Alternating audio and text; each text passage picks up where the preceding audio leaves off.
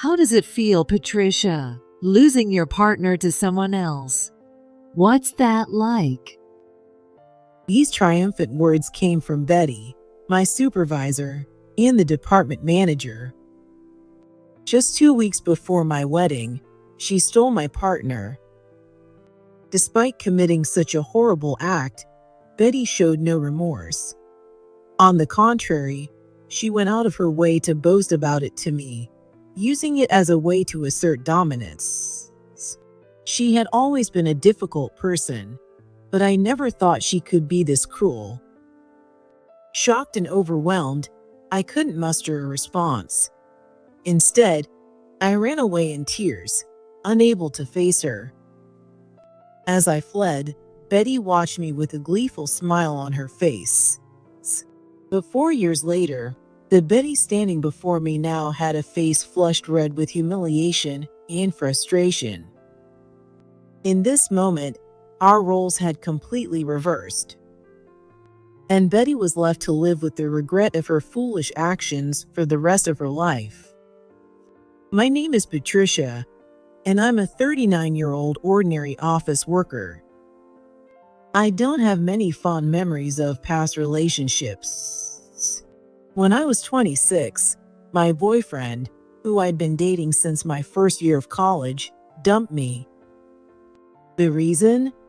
He cheated on me. When I confronted him after discovering his infidelity, he left me without hesitation. We were together for 7 years. Give me back my time. Wait, if you can dump me this easily, then she must have been the one you really wanted, right? Ugh, how infuriating. I remember yelling that out in frustration after he moved out of the house we had been sharing. But instead of being crushed by the shock of being cheated on, I was furiously angry and surprisingly energetic.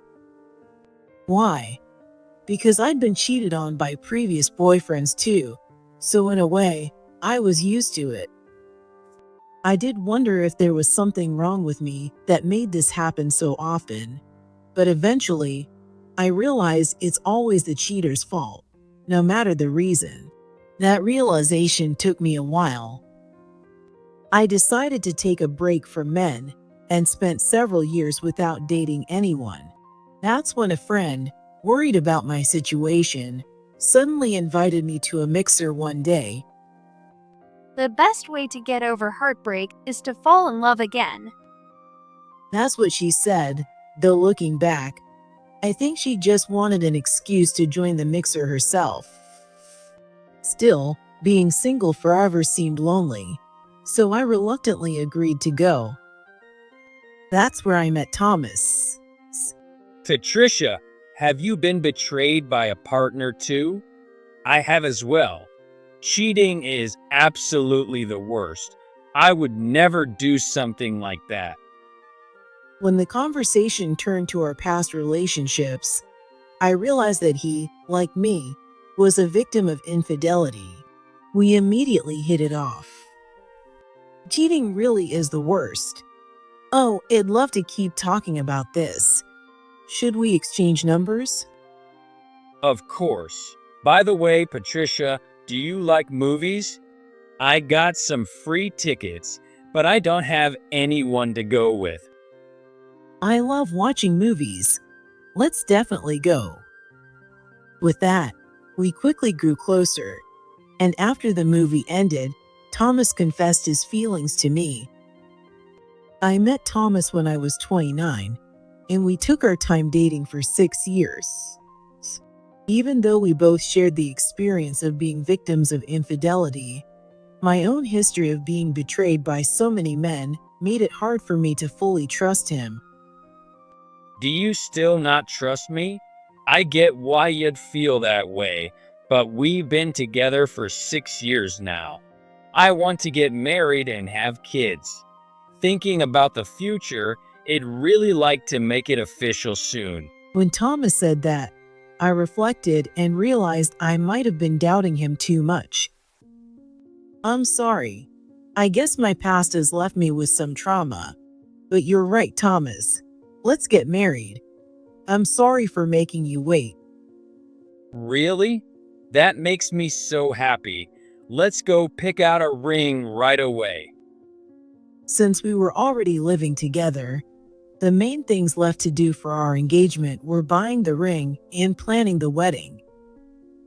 I want a flashy dress. No way. I want to see you in a simple dress, Patricia.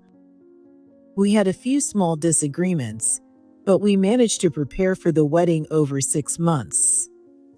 3 months before the wedding, the engagement ring was finally ready. It's so beautiful, this engagement ring. I made him splurge on it. When I wore the ring to work, my coworkers admired it enviously. One of them, who was already married, complained about how her husband had been cheap and bought her a disappointing ring. But your husband helps out with the kids and housework, right? That's what really matters. Yeah, but still. Hey, you two, keep it down. A sudden shout startled me, and I turned to see who it was. It was Betty, the assistant manager of our marketing department, and she looked annoyed. Don't get all giddy just because you're getting married. Honestly, what's so great about marriage anyway? She scolded us out of nowhere and stormed off, muttering complaints under her breath. Betty, who's 5 years older than me, is a career-driven woman.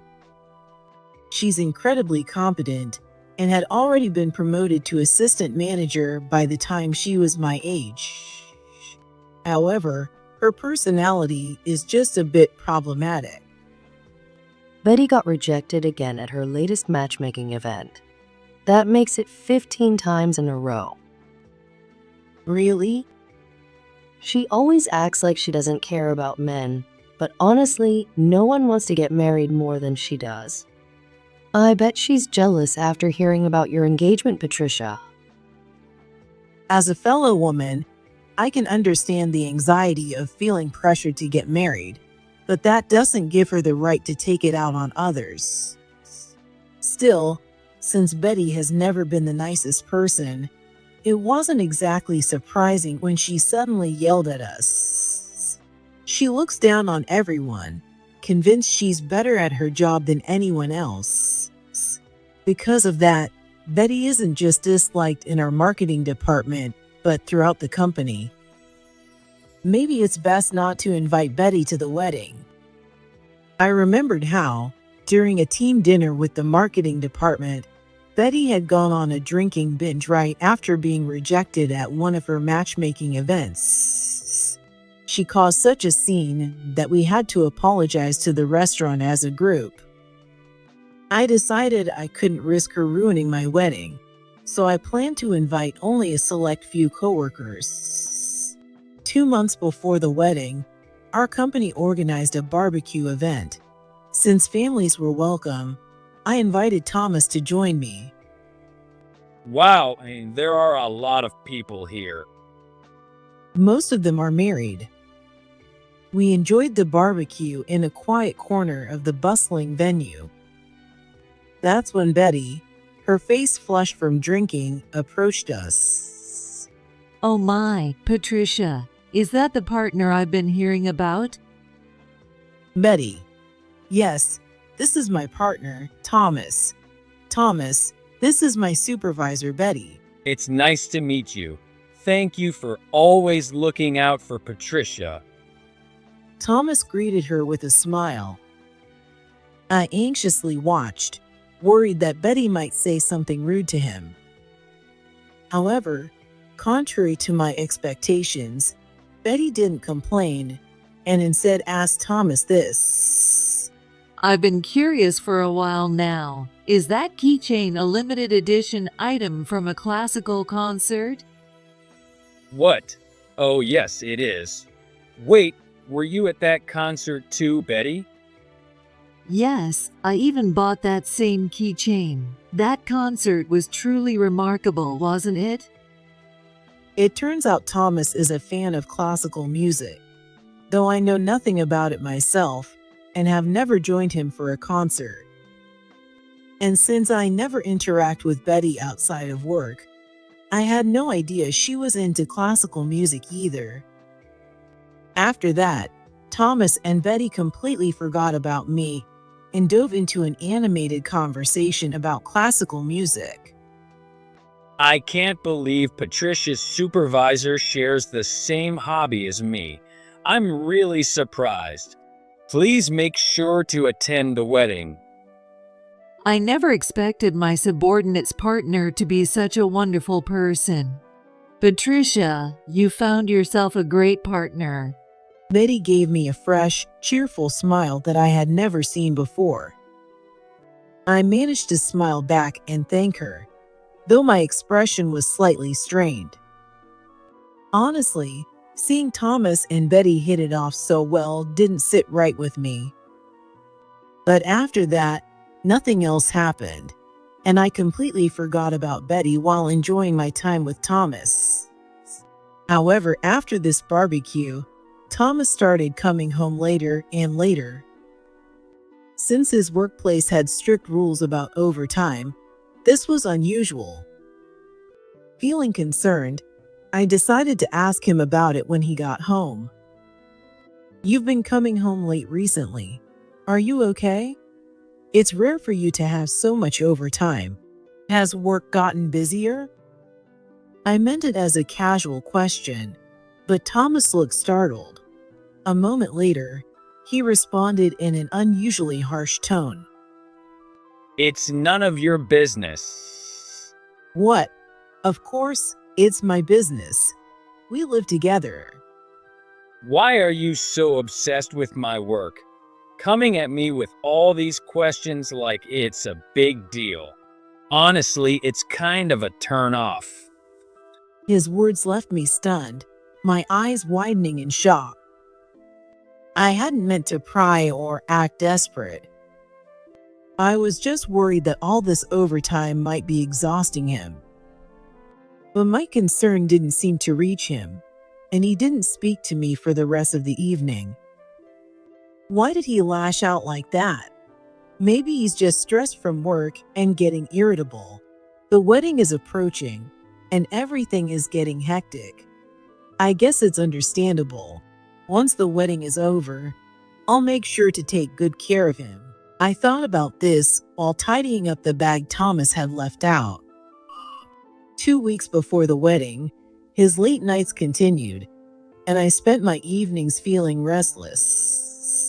He must be tired from work. Maybe I will make something warm for him tonight. Wanting to make one of his favorite soups, I went straight to the kitchen after getting home early. About an hour later, just as the soup was ready, I heard the sound of the front door opening. "Hi, you're back earlier than usual today. Dinner will be ready soon." Patricia, we need to talk. I greeted Thomas with a smile, but his face was tense and stiff. "What's going on?" I tilted my head in confusion, turned off the stove, and faced him. "What do you need to talk about?" I want to break up. The wedding is off. I already contacted the venue about canceling it. "What?" I couldn't comprehend what he was saying, and a faint, empty voice escaped my lips. Ignoring me, he quickly began packing his belongings. This house is in your name, so I will move out. "Wait, what's going on? Why are you suddenly breaking up with me?" This isn't sudden. I've been thinking for a while now that we're not a good match. Even if we got married, it wouldn't work out. That's why I'm ending it. Thomas gave me a cold, detached look. All I could do was stare at him in shock. I'll come back for the rest of my stuff later. With that, he left, closing the door behind him without looking back even once. I couldn't believe the reality unfolding in front of me and spent the entire night sleepless, only to face the next day in a daze. I have to go to work. Feeling dizzy from exhaustion and the emotional blow, I sluggishly got ready. At work, something completely unexpected awaited me. I'm getting married. During the morning meeting, Betty suddenly announced her engagement. On her left hand was a sparkling engagement ring. Everyone in the marketing department was surprised, but in the end, they all clapped to celebrate Betty's news. Still reeling from my abrupt breakup with Thomas, I couldn't bring myself to look at Betty's radiant smile. Maybe I will take a break in the lounge. Throughout the day, I kept making mistakes at work due to my lack of sleep and emotional turmoil. I decided to head to the break room to take a short nap. As I sat there, Betty approached me from behind, looking unusually cheerful. Oh, Patricia, are you sleep deprived? You look upset. Did something happen? No, nothing at all. That's not true, is it? After all, Thomas broke up with you. The shocking words from Betty's mouth jolted me awake, clearing away both my drowsiness and the lingering shock. How do you know that? Because Thomas is my partner. I opened my mouth to respond, but no words came out. I just moved my lips silently, like a fish out of water. Betty seemed to relish my reaction, grinning as she revealed the startling truth. We secretly exchanged numbers at the barbecue. After that, we met up a few times. Thomas told me he has more fun with me than with you. Eventually, we got closer, and he decided to leave you. How does it feel, Patricia, losing your partner to someone else? What's that like? As her words sank in, a storm of emotion surged through me. But before I could express anything, my feelings became a chaotic mess, and tears began to stream down my face. Oh dear, looks like you're not in any shape to work today. You should leave early. I'll handle the paperwork for you. Betty picked up my belongings and tossed them at my feet. I wanted to fire back with something, but in my current state, I couldn't. I left in silence, tears falling as I walked out of the office. Later, I heard that Betty announced to the marketing department that her partner was my former one. Everyone was visibly shocked, but since it was a sensitive issue, they couldn't dig any deeper. Gradually, the employees in the marketing department began to keep their distance from me. It seemed like no one knew how to interact with me anymore. I didn't know how to face everyone or what expression to wear while talking to them, so in a way, their distance was a relief. That said, the pain of having my partner taken from me didn't go away, and the reality that Thomas had abandoned me couldn't be changed. All I could do was spend each day crying. It seemed that since the incident with Betty, my tear ducts had completely broken. Even that day, I suddenly felt tears welling up during work and hurriedly left my desk to head to the break room. Someone approached me and spoke. Patricia, what's wrong? Steve. I turned around to see Steve, the department manager, who had just returned from an overseas business trip the day before. He had been away for the past 6 months and didn't know anything about the trouble between Betty and me. Desperate to talk to someone, I tearfully explained everything to Steve. I can't take this anymore. Please fire me, I begged him through my tears. Steve thought for a moment before making an unexpected suggestion. How about a transfer to one of our affiliated companies? What?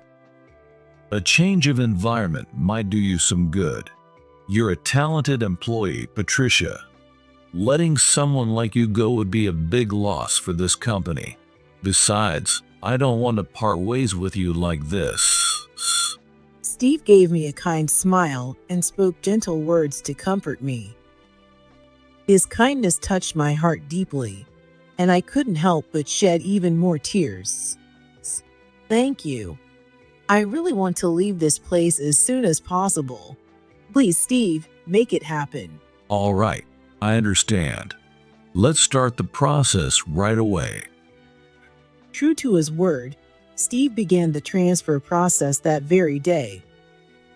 Thanks to him, I was able to leave the marketing department within a month. I thanked him repeatedly. Thank you so much, Steve. I'll definitely repay this kindness one day. I'll be counting on you. Steve sent me off with a smile, and I returned it with one of my own. That's how I left the company I had worked at for many years. 4 years after being transferred to an affiliated company at Steve's recommendation, I found myself returning to the company I had left behind. I never thought I'd end up coming back here. Looking up at the familiar office building, I gave a wry smile. What had felt like a devastating event back then had become a faded scar after 4 years. I could now stand here with a sense of calm, no longer overwhelmed by confusion and tears like I had been. All right, time to go. Steadying my slightly nervous heart, I stepped into the main office building. As I scanned the entrance, searching for the person I needed to meet, I suddenly heard a familiar but unwelcome voice. Oh, what's the loser doing here? Hello, Betty. It's been a while. I turned around to see Betty smirking at me. She had looked youthful 4 years ago, but now she seemed a bit older. Well, it's only natural for people to change after 4 years. I'm here for work today. Work? You, the one who ran away so pathetically 4 years ago. Oh, right, you got transferred to one of our affiliated companies, didn't you? Yes, that's correct. Though I thought to myself whose fault it was that I had to leave, I replied with a smile. I figured that snapping back would only cause unnecessary trouble. If Betty hadn't changed from how she was 4 years ago, she wouldn't hesitate to cause a scene without caring about who was watching. Ignoring my effort to keep things calm, Betty threw out a provocative remark. Why did you get transferred to an affiliated company again? Oh, that's right. Because Thomas and I got married, isn't it? You felt so uncomfortable that you ran away from here. Betty deliberately stated the obvious, as if to rub it in.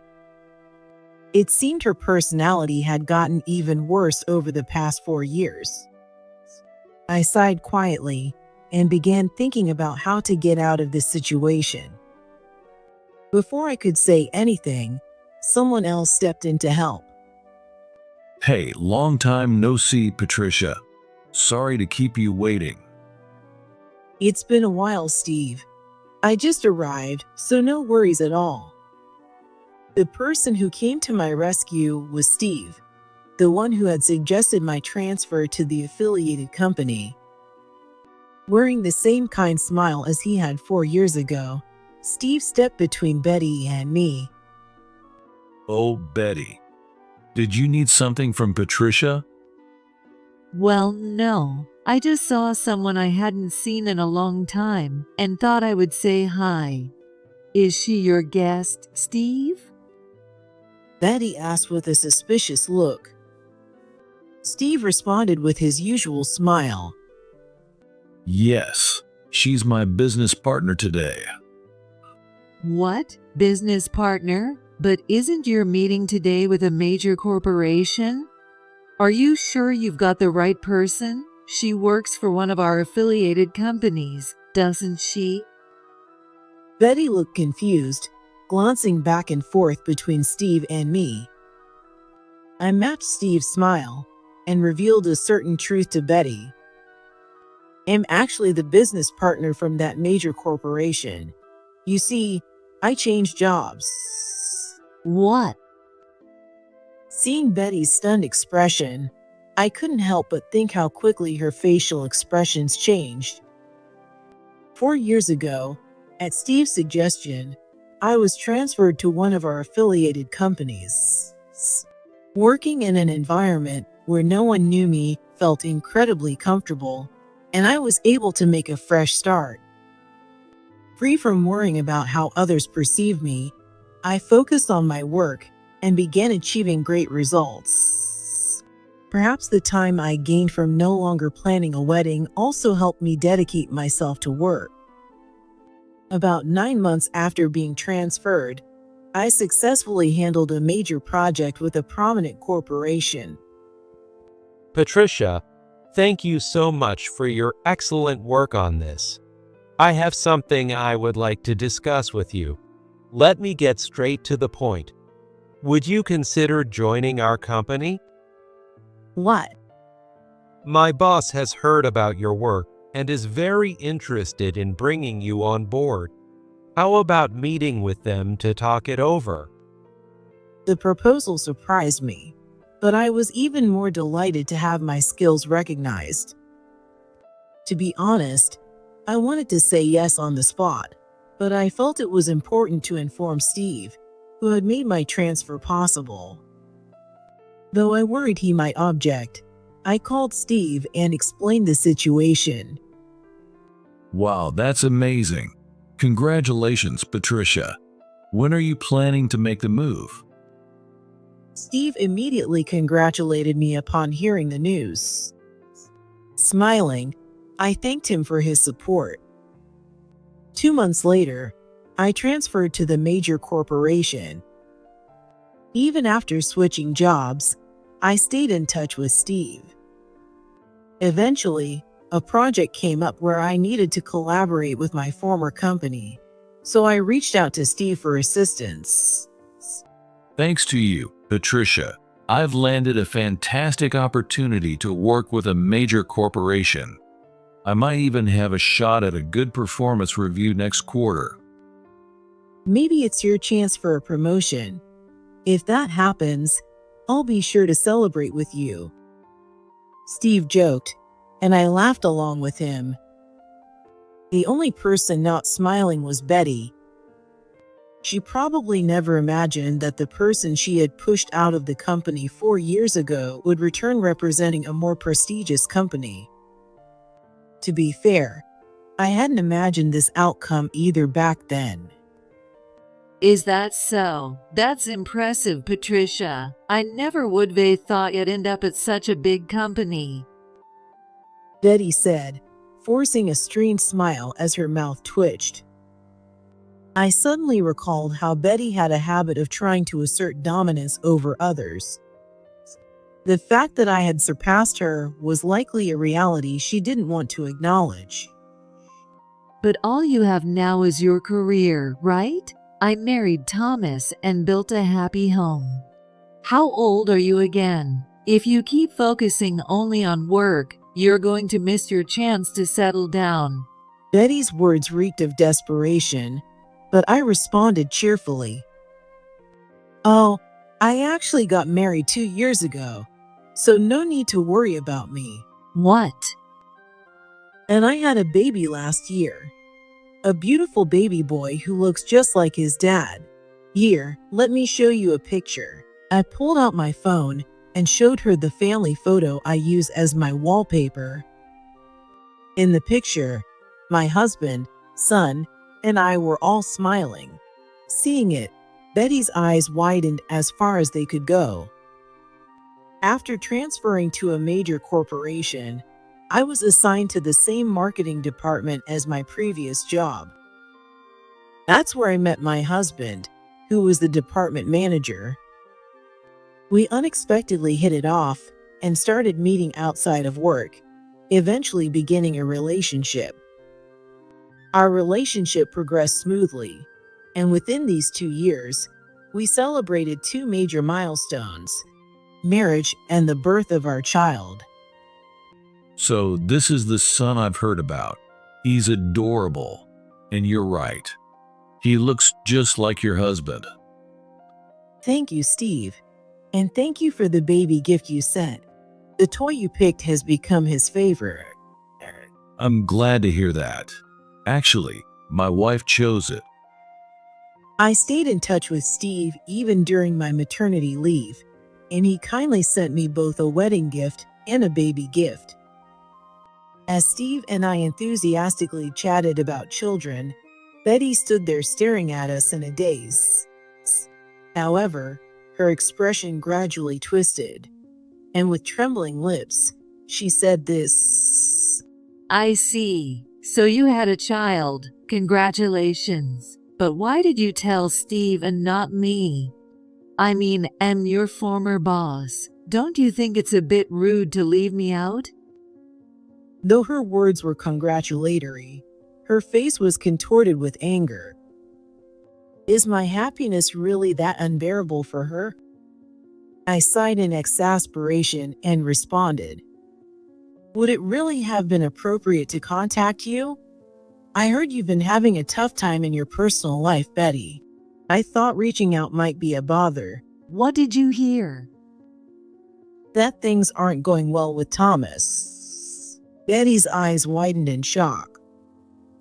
I knew this because former colleagues from the marketing department had told me. Steve wasn't the only one I kept in touch with after my transfer. After being transferred to the affiliated company, I received messages from my former colleagues. They apologized for not being able to stand up for me, and since then, we've kept in regular contact. Through those exchanges, I learned the details about Betty's current situation. Although Betty married Thomas, her life was far from the happy newlywed image she tried to project. Neither of them was good at housework, and their home had fallen into complete disarray. Betty reportedly insisted that, since she held a higher position at work, Thomas should be the one handling the housework. It seems that someone with a habit of asserting dominance couldn't resist doing the same within their household.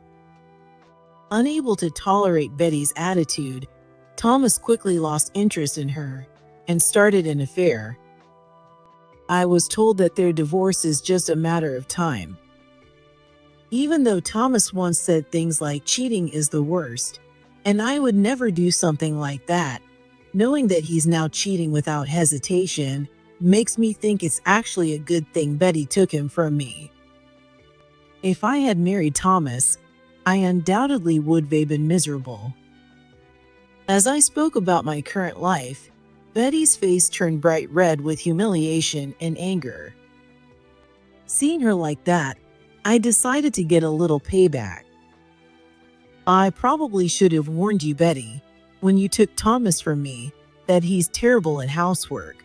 I'm sorry. I was too shocked at the time. But Betty, didn't you live alone for a long time? How is it that you're so bad at housework yourself? Considering everything Betty had put me through, a comment like this was nothing. Honestly, I wanted to retaliate more, but I didn't have the time to waste on her. Well, I will be on my way now. I need to discuss business with Steve. Betty, instead of standing around here wasting time, why don't you head back to your department and get some work done? Shall we go, Patricia? Leaving Betty trembling with frustration, we quickly walked away. Betty had lost to me in everything: her personal life, her career, and everything else. But with her pride, she couldn't accept reality and remained standing there, frozen. Later, Steve and I proceeded with our business discussion and successfully advanced to the contract phase. Steve, would it be all right if I stopped by the marketing department to introduce myself? Since we'll be working together, I think it's better if they know about me in advance. Good idea. Let's go together. Although it kept in touch with some of the employees, most didn't know where I was or what I'd been up to. I figured it might surprise everyone if they found out about me only after we started working together, so I decided it was better to let them know in advance. Hello everyone. It's been a while. I smiled as I returned to the marketing department for the first time in 4 years. After a brief introduction and a quick explanation of my current role, the employees initially seemed surprised, but eventually welcomed me with smiles. I can't believe Patricia ended up at a major corporation. Oh, and I actually got married. Patricia, you got married? Congratulations.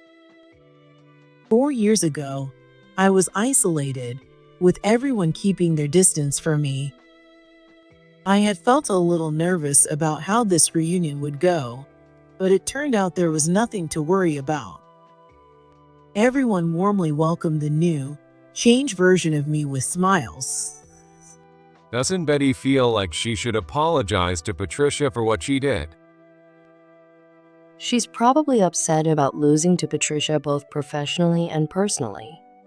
Besides, isn't she having trouble with Thomas?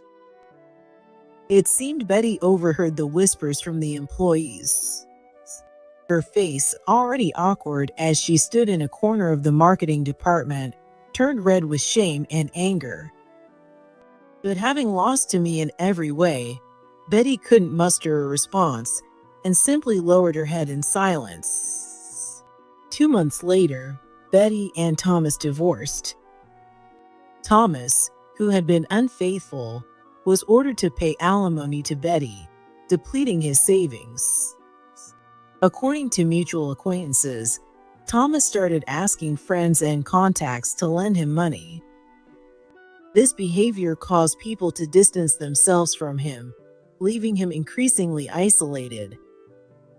Though Betty succeeded in her alimony claim, the employees in the marketing department were now on my side, leaving Betty to experience isolation at work as well. Unable to cope with her loneliness both at work and in her personal life, Betty began approaching any man she could. At one point, she reportedly pressured a new hire so aggressively that his father, a lawyer, nearly sued her for harassment. We gave her a strict warning, but at this rate, she's likely to face some kind of disciplinary action. She used to be good at her job, but that hasn't been the case in recent years. It's probably better to hand her position as manager to someone more capable. Steve had also grown tired of Betty and reported the situation to me with an exasperated tone, mixed with a bit of frustration. I responded with a wry smile, thinking to myself that she had brought this upon herself. In hindsight, I was lucky things turned out this way, but Betty had come close to ruining my life. Considering this as her way of paying for what she did, I thought she got off easy. Meanwhile, I was busy balancing my professional responsibilities with raising my child. Steve, look at this picture. The other day, my son did something mischievous. He's such a handful. It reminds me of when my kids were little. Taking a moment to chat with Steve amid my hectic work schedule became a quiet source of comfort for me. He was such a good listener that I felt like I could share anything with him. Even 4 years ago, I had found myself telling Steve everything about my situation without realizing it. If it weren't for him, I wouldn't be where I am today. Steve, once we wrap up this project, how about hosting a team dinner with the marketing department? That sounds great. I'm looking forward to it. Smiling, we made plans for the event.